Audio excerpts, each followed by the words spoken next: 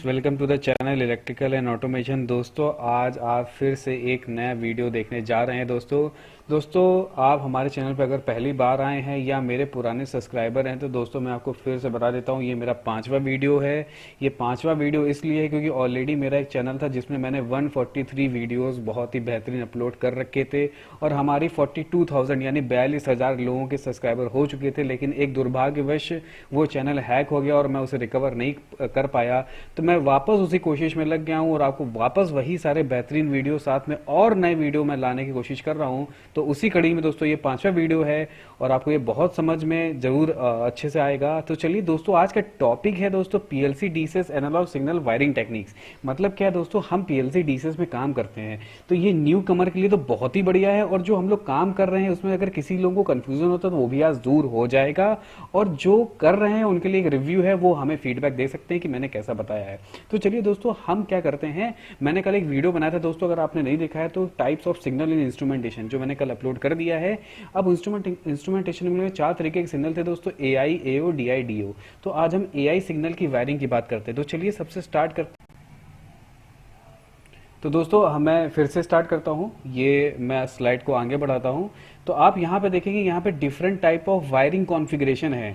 यानी हम क्या करते हैं, एनालॉग इनपुट में 3 तरीके से वायरिंग के कॉन्फ़िगरेशन हो सकते हैं। वायरिंग का कॉन्फ़िगरेशन का बेसिकली दोस्तों इतना मतलब है कि हम कैसे अपनी डिवाइस से अपने पीएलसी या डीसीएस तक कैसे कनेक्शन कर सकते हैं, उसको कैसे सप्लाई मिलेगी और वो कैसे सिग्नल का जो फीडबैक है, कितनी वैल्यू चल रही है, वो कैसे देगा। तो चलिए एक एक करके देख लेते हैं।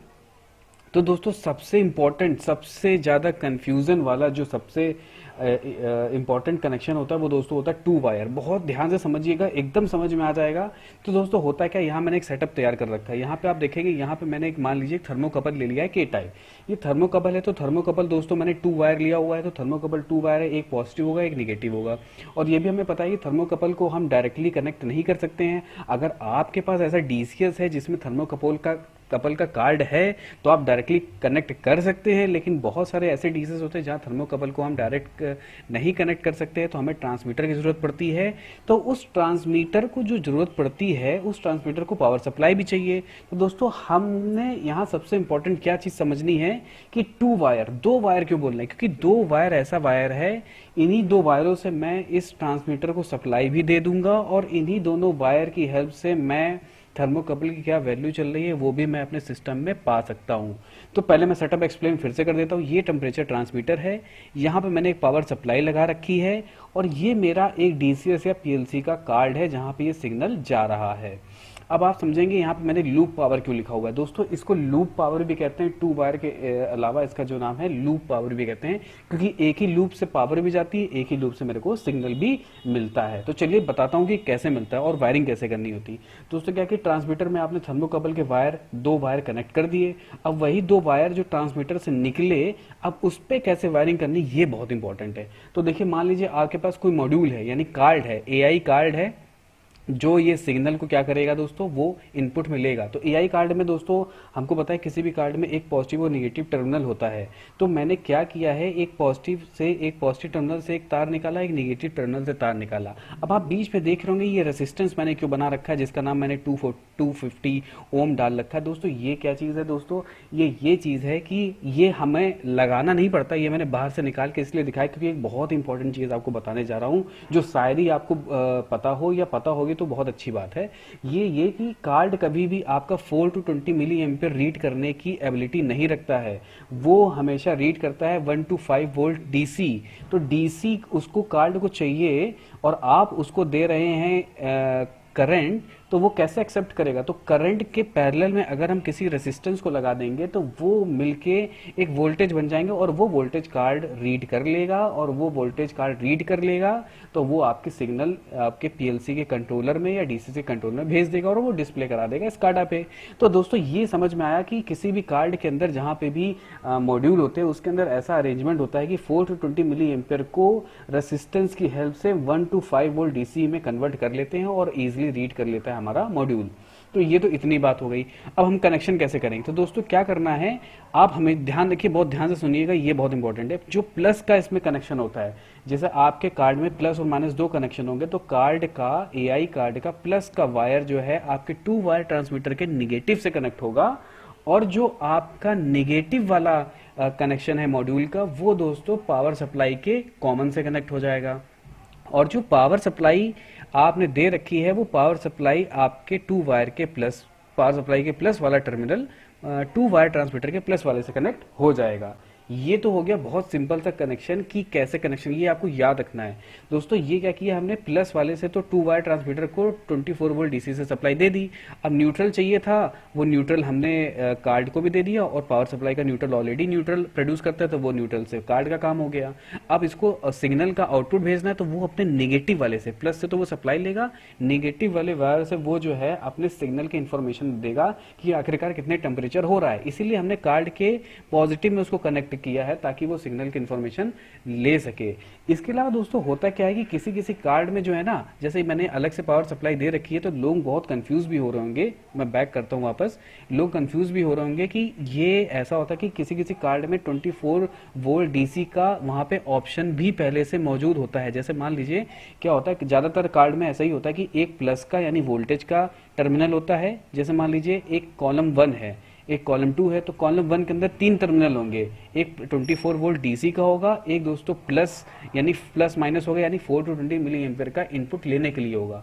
तो आप चाहें तो पावर सप्लाई से डायरेक्ट कर सकते हैं, अगर आपके कार्ड में मौजूद है तो बहुत ही बढ़िया है, आपको कुछ नहीं करना है। प्लस वाला कार्ड जो 24 वोल्ट डीसी का होगा, ध्यान रखिएगा दोस्तों, 24 वोल्ट डीसी का, 4 to 20 मिली एम्पियर वाला प्लस नहीं, 24 वोल्ट डीसी का जो कार्ड में होगा कनेक्शन, वो आप प्लस से कर दीजिए 2 वायर में, और निगेटिव वाला कर दीजिए कार्ड के 4 to 20 मिली एम्पियर के इनपुट के प्लस से, और निगेटिव वाला आपका कॉमन रहेगा, वो आप कॉमन कनेक्ट कर सकते हैं कहीं पे भी। तो आपका लूप हो जाएगा पूरा, और ये हो जाएगा आपका 2 वायर कॉन्फ़िगरेशन। तो 2 वायर कॉन्फ़िगरेशन लूप पावर्ड भी कहते हैं, और इसे दोस्तों करंट सिंकिंग भी कहा जाता है। सिंक का मतलब होता है किसी चीज में डूब जाना या घुस जाना, क्योंकि यहाँ पे करंट हमारे कार्ड के अंदर आ रही है, इसीलिए इसको दोस्तों करंट सिंकिंग भी कहा जाता है। तो अब आपको समझ में आ गया होगा कि क्या चीज ये होती है। तो चलिए अब आगे चलते हैं। कुछ डिवाइसेस है, जैसे आपकी थर्मोकपल हो गई, आपके प्रेशर ट्रांसमीटर हो गए, आपके लेवल ट्रांसमीटर हो गए, टेम्परेचर ट्रांसमीटर हो गए, ये सब 2 वायर ट्रांसमीटर ही जनरली होते हैं। एक से आप सप्लाई देते हैं और एक से आप उसका फीडबैक लेते हैं कि इतनी वैल्यू चल रही है। तो चलिए आगे दोस्तों देखते हैं 3 वायर कॉन्फ़िगरेशन क्या होता है। 3 वायर कॉन्फ़िगरेशन बहुत ही सिंपल होता है, लेकिन ये ज़्यादातर यूज़ नहीं होता है क्योंकि ये बहुत अनकॉमन है, लेकिन कहीं कहीं यूज़ होता है, तो इसलिए मैं आपको बता रहा हूँ। तो दोस्तों इसमें भी सेम चीज़ है। इसमें क्या होगा, आपके पास जो ट्रांसमीटर होगा दोस्तों, उस ट्रांसमीटर में प्लस माइनस के अलावा 24 वोल्ट डीसी का भी एक ऑप्शन दिया होगा। जैसे मैंने आपको कार्ड में बताया था, वैसे यहाँ पे भी होगा। तो आपको सिंपली करना क्या है, थर्मोकपल के प्लस माइनस आपने टेम्परेचर ट्रांसमीटर में कनेक्ट कर दिए, फिर टेम्परेचर ट्रांसमीटर को आपको सप्लाई भी देनी होगी, तो आपने डीसी का अलग सोर्स से प्लस के टेम्परेचर ट्रांसमीटर के प्लस डीसी के सप्लाई दे दिया। या तो आप ये कर सकते हैं, या मैंने आपको बताया अगर कार्ड में मौजूद है तो आप कार्ड से भी दे सकते हैं 24 वोल्ट, अगर डीसी का कनेक्शन मौजूद है तो। मैं कभी ये नहीं कह रहा हूँ कि 4 to 20 मिली एम्पियर वाले प्लस से, ध्यान रखिएगा, बिल्कुल कंफ्यूजन नहीं होना चाहिए। मैं 4 to 20 मिली एम्पियर वाले प्लस से नहीं, मैं 24 वोल्ट डीसी वाले के प्लस से अगर कनेक्शन मौजूद है आपके कार्ड में तो आप डायरेक्ट भी दे सकते हैं। उसके बाद सिंपल प्लस माइनस कनेक्शन, आप प्लस माइनस कनेक्शन जो कार्ड के हैं 4 to 20 मिली एम्पियर के, वहां से आप दे दीजिए और आपका काम हो जाएगा। तो देखिए मैंने नीचे बनाया भी, अगर मान लीजिए वी है तो वी से भी आप कनेक्ट कर सकते हैं इसको, और अगर आपका वो ऊपर सप्लाई अलग से है तो आप सप्लाई से भी इसको 24 वोल्ट डीसी ट्रांसमीटर को दे सकते हैं। तो इसमें 3 वायर का यूज हो रहा है, क्योंकि दोस्तों टेम्परेचर ट्रांसमीटर में 3 कनेक्शन करने पड़ रहे हैं, इसीलिए इसका 3 वायर है। पिछले वाले में हमने 2 कनेक्शन करने पड़ रहे थे, इसीलिए इसका नाम 2 वायर है। इसी कड़ी में हम आगे देखते हैं दोस्तों 4 वायर कॉन्फ़िगरेशन। तो 4 वायर कॉन्फ़िगरेशन तो बहुत ही सिंपल है और ये काफी जगह मौजूद भी रहता है।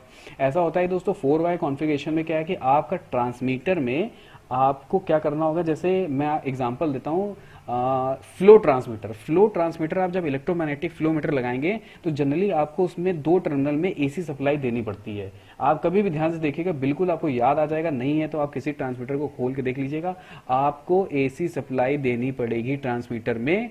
और दो कनेक्शन ऐसे करने पड़ेंगे जो 4 to 20 मिली एम्पियर निकालेंगे और वो हम कार्ड तक पहुंचा देंगे। तो ये जहां पे मेरे को 4 वायर का कनेक्शन करना पड़ता है, जहां पे मेरे को 4 चीजें कनेक्ट करनी पड़ेंगी, तो दोस्तों उसे बोलेंगे 4 वायर कॉन्फ़िगरेशन। और ये बहुत ही आइसोलेटेड सिस्टम है, एसी सप्लाई अलग से चले गई, 4 to 20 मिली एम्पियर का लूप अलग से बन गया और एकदम क्लियरली कोई डाउट नहीं। तो अब आपको समझ में आ गया होगा कि 3 वायर के कॉन्फ़िगरेशन हो सकते हैं एआई में, एनालॉग इनपुट सिग्नल में। उसमें से सबसे इंपॉर्टेंट जो था और सबसे कंफ्यूजिंग जो था वो था 2 वायर कॉन्फ़िगरेशन। दोस्तों आप परेशान मत होइए, मैं इसका प्रैक्टिकल वीडियो भी लेके आऊंगा। 2 वायर कॉन्फ़िगरेशन के कनेक्शन कैसे करके बताए जाते हैं मैं करके भी दिखाऊंगा। और तब तक के लिए आप हमारे साथ बने रहें, और इस वीडियो में कोई डाउट है तो कमेंट करके पूछ लें। और दोस्तों प्लीज़ अगर आपको ये वीडियो अच्छा लगा हो तो प्लीज़ इसे शेयर करते रहें, क्योंकि आपका शेयर ही और आपके लाइक से हमारे चैनल्स को और ग्रो कर पाएंगे जल्दी से जल्दी। और मैं ढेर सारे वापस वही सारे वीडियो और साथ में जो मेरे आगे के प्रोग्राम थे वीडियोज़ बनाने के, वो सब मैं कंटिन्यूस में डालता रहूँगा। Thank you.